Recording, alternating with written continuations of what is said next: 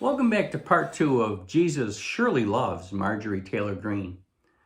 Now we focused our attention on MTG, a spitfire from Georgia. She's carrying, you might say, the tiki torch for the ex-president, espousing the same Christian principles that he did. Now in the first video, we looked at how she handled the criticism unfairly aimed at her for her unusual views. And now in this video, I want to focus on her unfair and misguided removal from her appointment to the Education Committee. We started talking about that before. And then her bold move to impeach the president before he even started. Now, isn't that something? So let's get to it.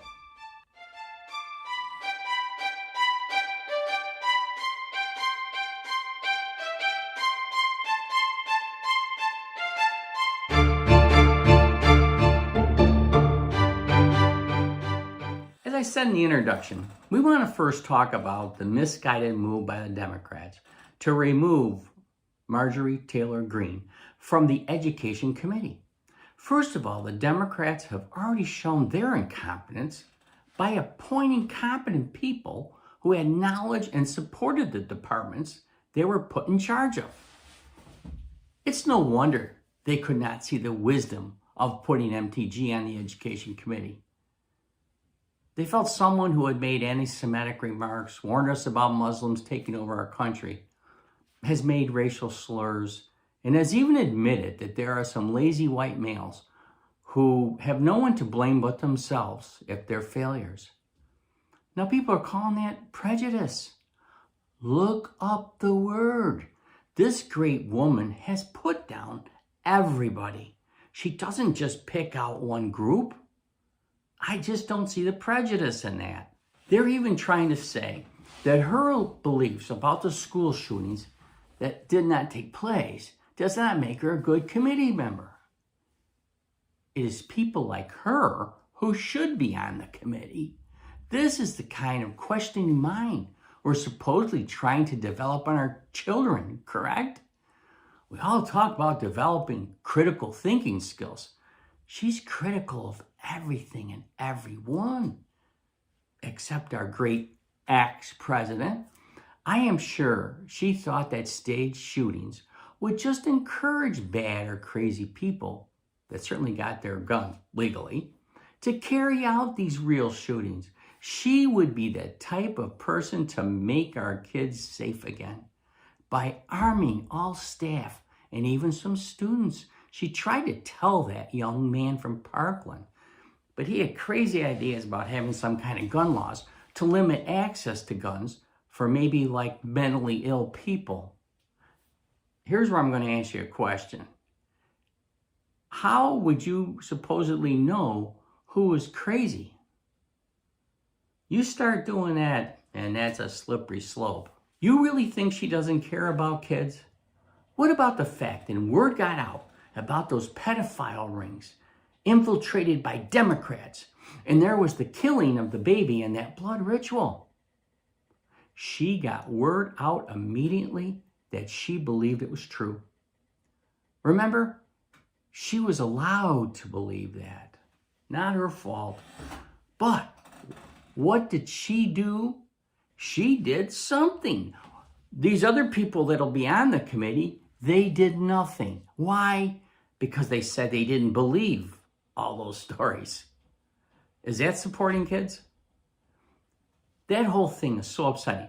But I think here's something that makes her stand apart. One of the things Jesus teaches in the Gospel of Saint Avarice is if someone is going to accuse you of something or blame you for something or do something to you, you need to blame them first. Accuse them of the same thing first. Or do the same thing to them first. So I'm not sure that this example fits exactly, but I think it shows this woman's guts and foresight. Well, she could not do anything about this because she hadn't started in Washington yet. She announced that when she got to Washington, she was going to present articles of impeachment against the president, even before he started. Now, doesn't that bring a smile to your face? I can't speak for you, but if it were me, I would have been weak. I would have been a procrastinator and not brought up those articles of impeachment until he started. Now, I was just thinking how this technique would be great on kids. As a parent or an educator, there are endless possibilities. Of course, she's not going to be on the education committee, so we might not ever see any of these things in use. But how about this one? But Mom, I didn't do anything. Why am I being punished? Well, dear, I just know you will do it. So let's get it out of the way. But teacher, I didn't do anything. I know, but think of all the times you did do something and I wasn't there to catch you. See you in detention. So, as we end, I hope you agree that Marjorie Taylor Greene is a great woman of God and of Jesus in the Gospel of Saint Avarice.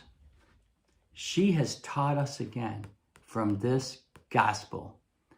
Blame somebody before they blame you. Never take blame. Accuse before they accuse you. If you're a victimizer, turn yourself into a victim. Never apologize.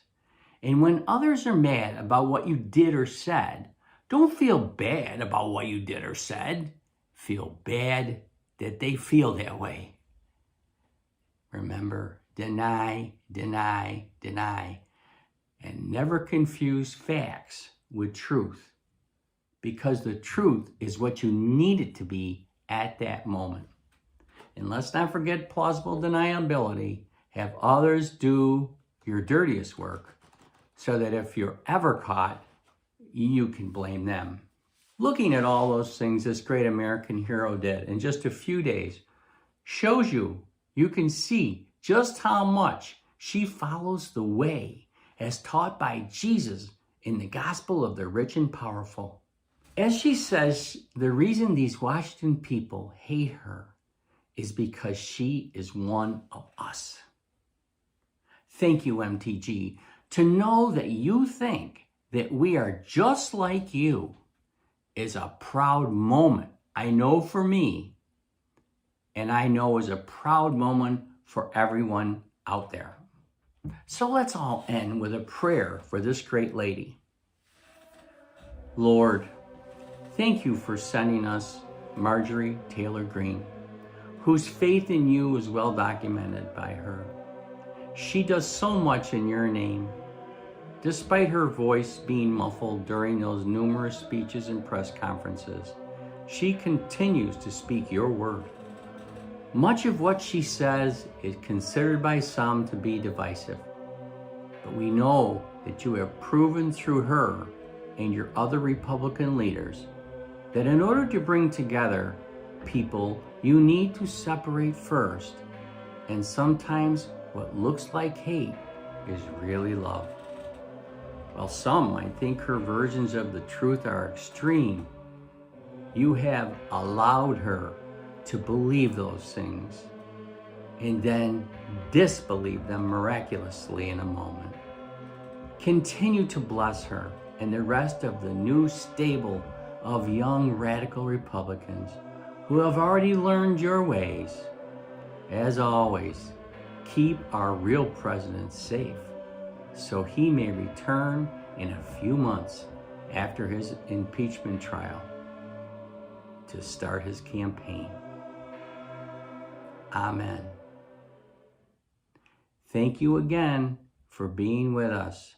Until next time, God bless, and God bless Marjorie Taylor Greene.